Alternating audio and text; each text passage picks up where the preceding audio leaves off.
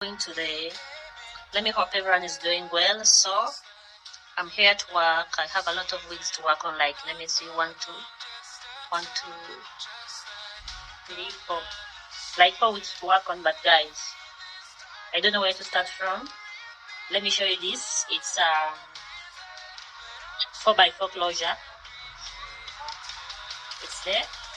It has this 4x4 closure. I'm going to put there some 3x3, and here in the middle I'll put some corners. I have this other one. Yeah, this is the remaining part. This is the remaining part, guys. But I made this for myself. Yeah, I want to put there like 4 to 6 corners, these big ones. So let me show you another one. It's here.